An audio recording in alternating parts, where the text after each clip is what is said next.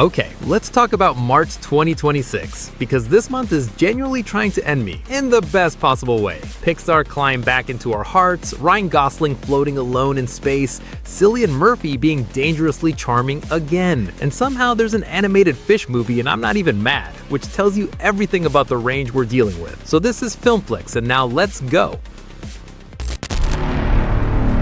I've been taught all there is to know about taking. Number 10. And this movie hits different if you've ever had a protective instinct toward any living thing. Primal, rip the world apart with bare hands energy from frame one. The setup is simple. Woman retired from extreme danger, just trying to be normal. She's got a daughter, she's got peace, she probably has a little garden.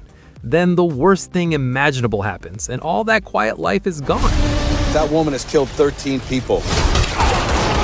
13 human traffickers. This isn't action for the sake of action. This is a mother unraveling and rebuilding herself into something terrifying, and you will root for every second of it. Adrian Grunberg keeps it gritty and grounded. No slick superhero nonsense. Messy, desperate, real. If you want action wrapped in actual emotion, March 6th is for you. That movie is Protector. I need to find a new home for my 300 brothers and sisters. Can you help? Hard pivot. Number 9 is an animated underwater adventure based on a children's book, and I will not be taking questions about my enthusiasm for it. This has that Finding Nemo warm glowing underwater world energy, and we haven't had a truly great undersea animated movie in a minute. The voice cast alone tells you people took this seriously. Nick Offerman as a fish is casting genius.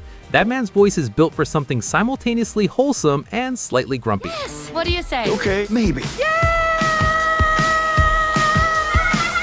Miranda Otto, Remy Hai, Nina Oyama, that is not a phoned-in lineup. If you don't have kids, borrow one to make the theater feel appropriate. Or just go anyway. The world is stressful, and sometimes you need a colorful talking fish to say it'll all be okay. March 20th, that movie is the POUT-POUT fish. I was gonna go home and What do you want to be up to tonight? Number 8, and we're immediately going somewhere dark and weird, and I love it. This sounds like 3 different genres had a meeting, couldn't agree on anything, and made something unhinged together. And I mean that as the highest compliments. Horror comedy, cult dynamics, femme energy, social satire. A lot on paper, but when it works, it works.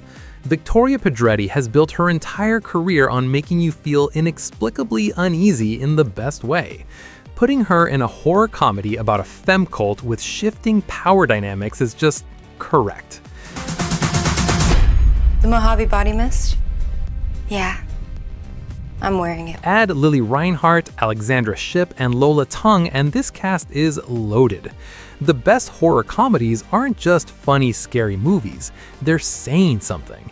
And this premise has a lot to dig into about power, hierarchy, and what happens when order gets disrupted. March 27th, go in expecting chaos. That movie is Forbidden Fruits. During you.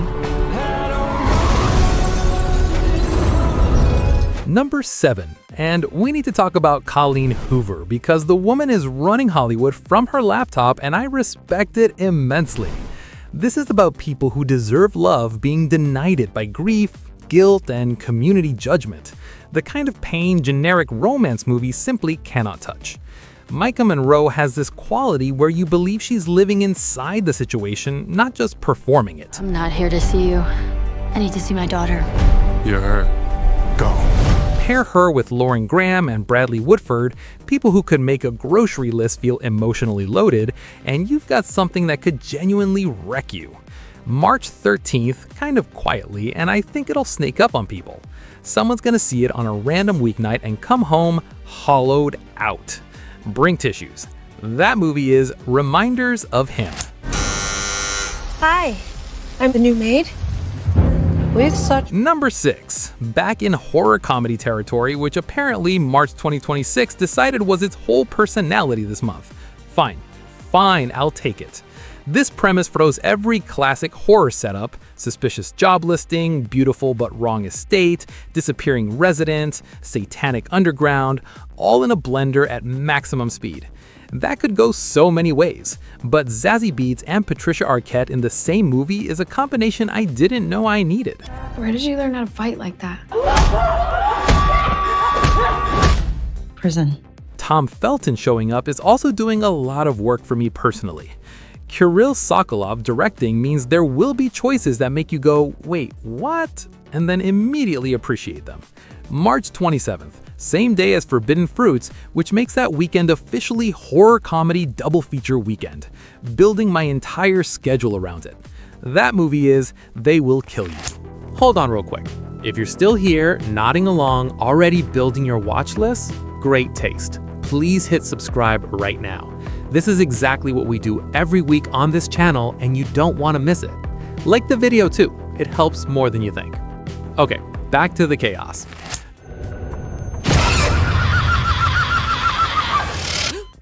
Number 5.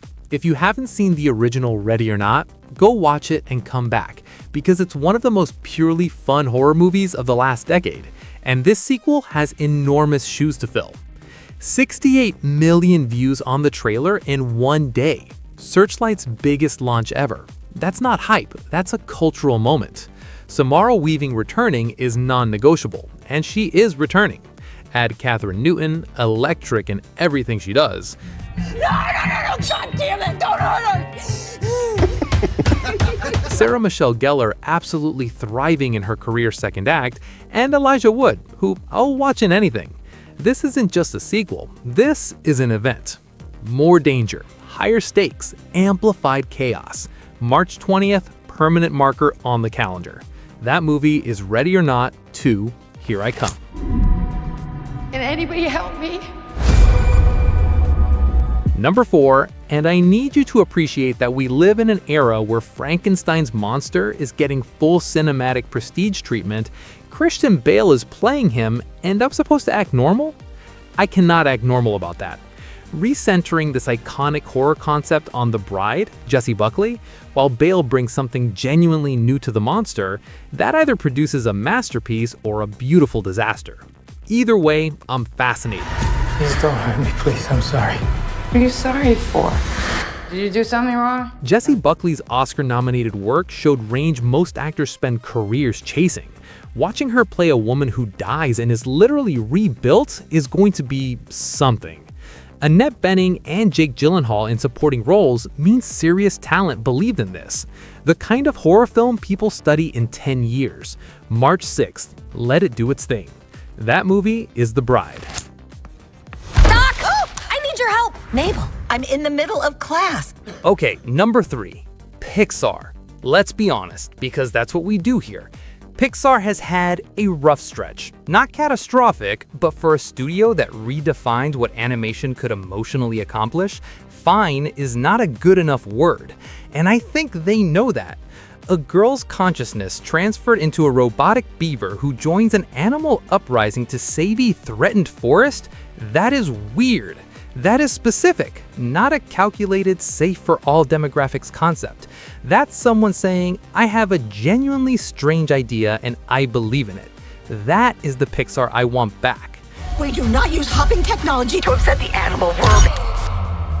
She found the button. John Hamm, Meryl Streep, Dave Franco. Meryl Streep as an animated animal in a Pixar film is a sentence I want to frame and put on my wall. If this delivers, and I think it might, March 6th is the moment Pixar remembers who they are. That movie is Hoppers. Of people who died because of you. Number 2, and if you're a Peaky Blinders person, if you felt the specific grief of that show ending, take a breath because it's back on the big screen and Cillian Murphy is Thomas Shelby again. When the show ended, nobody said, great, it's over. They said, when's the movie? That's how you know something got into people's bones. Exile ended, wartime upheaval, fascist threats, betrayal, maximum chaos, and maximum style. That's the Peaky Blinders promise. Everybody stay calm, because this man, ladies and gentlemen, is Tommy Shelby. Rebecca Ferguson brings exactly the contained intensity this world needs. Barry Keoghan is one of the most electric performers working right now.